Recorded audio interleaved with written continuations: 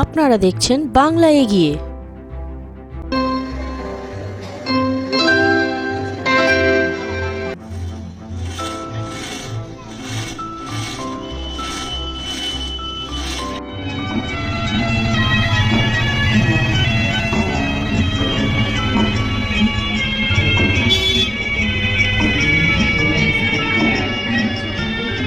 ঠাকুরগাছি young অ্যাসোসিয়েশনে Saraswati পুজো এবার 40 বছরে পদার্পণ করল।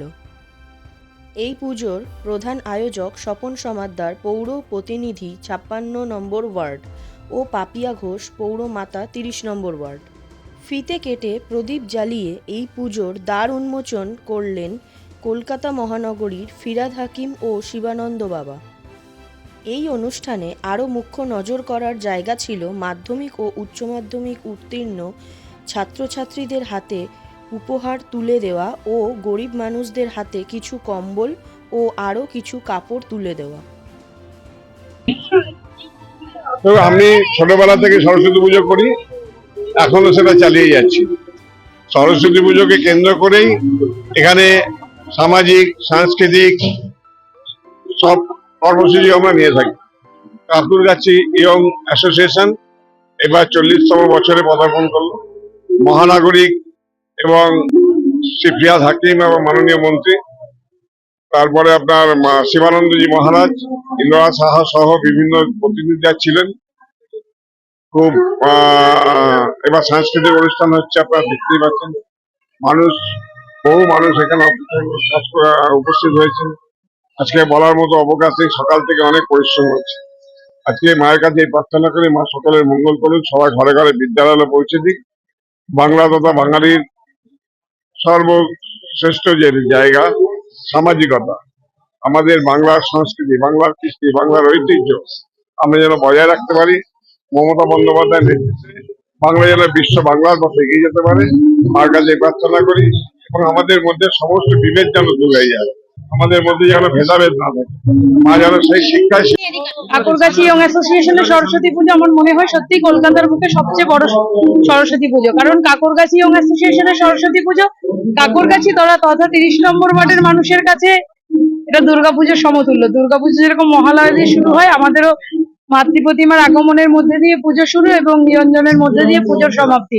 তার সাথে সাথে এই কটা দিন আমরা ভীষণ আনন্দের সাথে বিভিন্ন কর্মসূচি নিয়ে চালাই। শুধুমাত্র যে আনন্দ হুল্লোড় সেটা নয়, তার সাথে বিভিন্ন সামাজিক কর্মসূচি থেকে শুরু করে দেখতেই পেলেন আপনারা, আমাদের মাননীয় মহানাগরিক আমাদের পুজোর উদ্বোধন করলেন।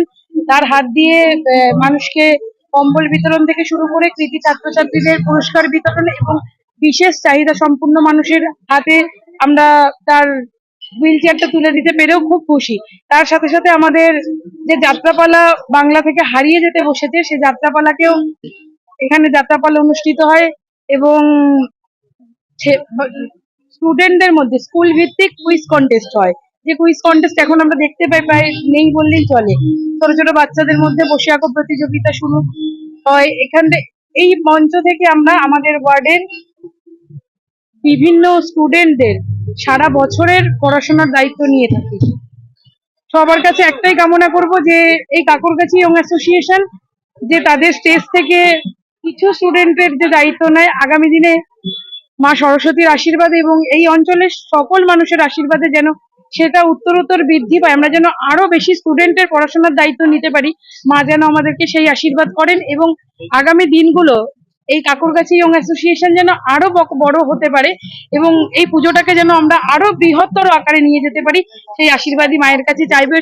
সকলে এইভাবে আমাদের পাশে থাকবেন, সেটাই কাম্য। নমস্কার, সকলে খুব ভালো থাকবেন।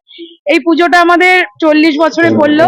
মহারাজ বলছিলেন সেই 2004 সালে মহারাজ এসছে, আবার এটা হলো 2024 আবার 25-এ আবার মহারাজ এসছেন।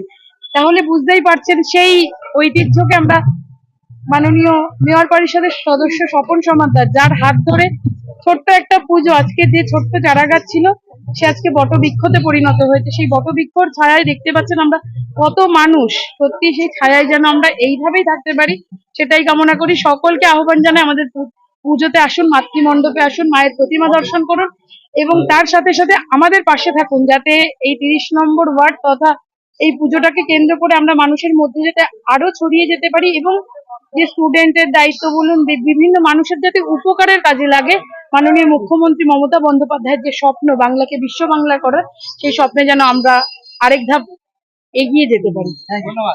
আজকে আমরা দুজন মানুষকে হুইল চেয়ার দিয়েছি, আর বহু মানুষকে কম্বল বিতরণ করা হবে। এবং যেটা আমাদের প্রতি বছর যে কাজটা করে থাকি, মাধ্যমিক এবং উচ্চ মাধ্যমিকে প্রথম বিভাগে উত্তীর্ণ কৃতি ছাত্রছাত্রীদের আমরা উপহার তুলে দিই তাদের হাতে।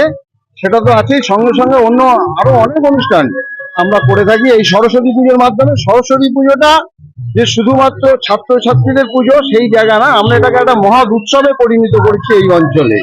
এবং আমাদের প্রতিমা আনার পরে আরো 7 দিন বিভিন্ন সামাজিক অনুষ্ঠান হয়, সেটা বাংলার হারিয়ে যাওয়া যাত্রা থেকে শুরু করে এবং নানা ধরনের সঙ্গীত অনুষ্ঠান, কুইজ প্রতিযোগিতা, মহিলাদের শঙ্করধ্বনি প্রতিযোগিতা, মোমবাতি জ্বালানো প্রতিযোগিতা, নানাবিধ অনুষ্ঠান আমরা করে থাকি এই সরস্বতী পুজোর মাধ্যমে।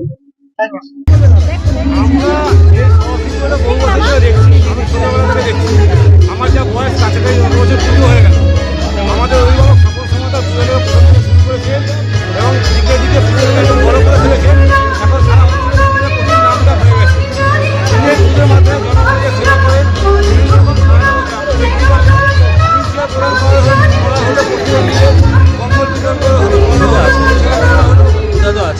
ছাত্রছাত্রীদের মাধ্যমে সম্মান দেওয়া হলো।